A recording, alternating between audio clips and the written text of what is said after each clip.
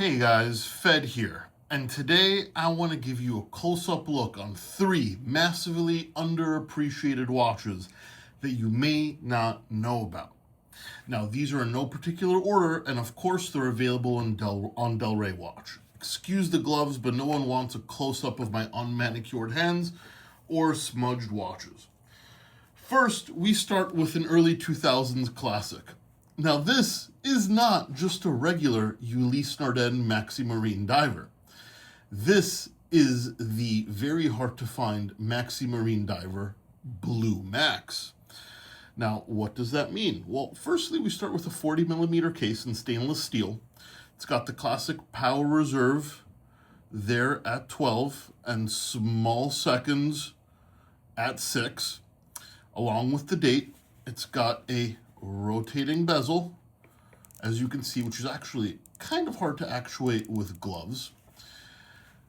And it's quite water resistant. Now, it's on the classic Ulysse Nardin blue rubber strap. We do have a new replacement strap for it on a deploying buckle, but here you can see why they call it the Blue Max.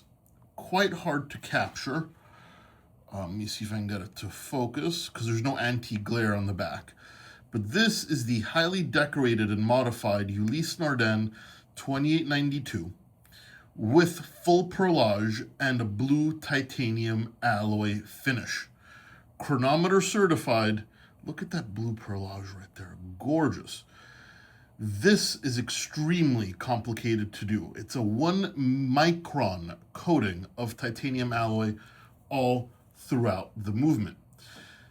Absolutely gorgeous. You've got the limited edition plate on the back, and on my larger wrist, about 7.5 inches, it does wear quite well. Now, as I said, from the outside, it looks like a normal Maxi Marine diver, but that dimple dial and that secret on the back, absolutely gorgeous. Now moving on to something slightly higher end, and one of my favorite watches of all time, actually. And here we have the Chopard Ulysse Time Traveler 1. 42mm in stainless steel, world time complication, a double crown compressor design, and it houses a beautiful in-house, super high-end Ulysse movement. Ulysse is massively underrated. I put them up there with Patek and Vacheron. Now, the top crown is for setting the time.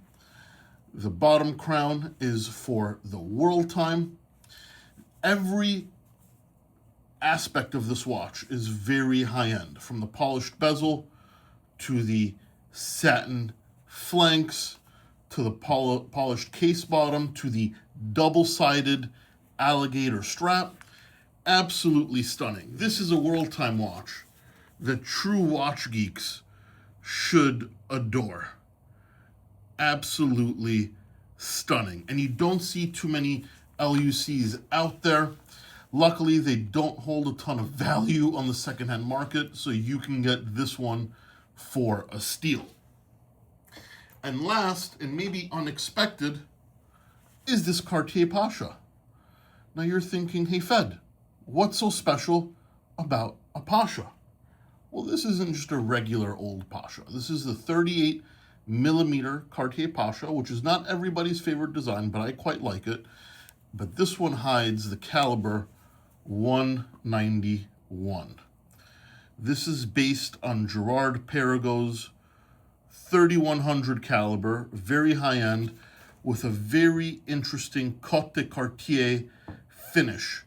Very hard to capture without a macro lens, but take a look at that. The continuous C's on the finishing of this quite rare in-house for Gerard Perregaux, used by Cartier Movement. Very, very cool. It's got the classic Cartier cabochon spinel with the crown guard, sunburst guilloche dial. Very, very nice. Date.